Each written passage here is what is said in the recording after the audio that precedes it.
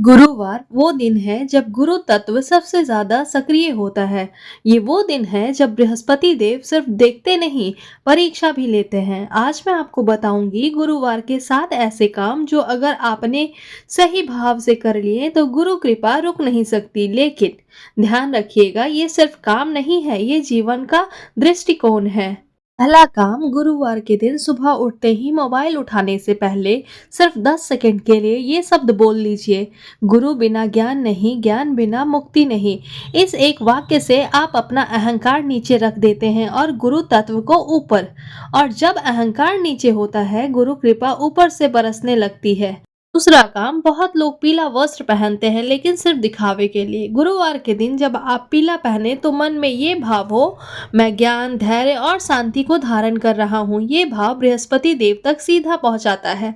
तीसरा काम, आज की सबसे बड़ी गलती ये है कि लोग थोड़ा सा जानकर खुद को सबसे ऊपर समझने लगते हैं।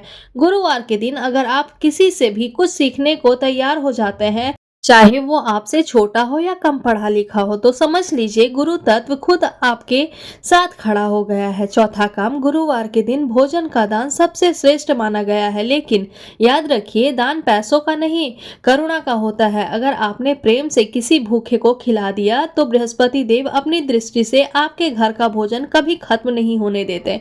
पांचवा काम, गुरुवार के दिन अगर आपने सिर्फ एक बार भी कड़वा शब्द बोल लिया तो समझ लीजिए आज का उपाय वहीं रुक गया। इसीलिए गुरुवार को मौन का व्रत कहना भी गलत नहीं होगा। छठा काम, अगर आपके गुरु या माँ बाप जीवित हैं तो गुरुवार के दिन उनके चरण स्पर्श या सिर्फ एक बार पूछ लेना, मैं सही चल रहा हूँ ना। ये शब्द आपका भाग्य बदलने की शुरुआत होते हैं। सातवां काम, गुरुवार के दिन रात्रि में सोने से पहले सिर्फ 1 मिनट के लिए ये सोचिए, जो भी मिला गुरु की कृपा से मिला। जिस दिन से आपने शिकायत छोड़कर धन्यवाद शुरू किया, गुरु कृपा उसी दिन से बढ़ने लगती है।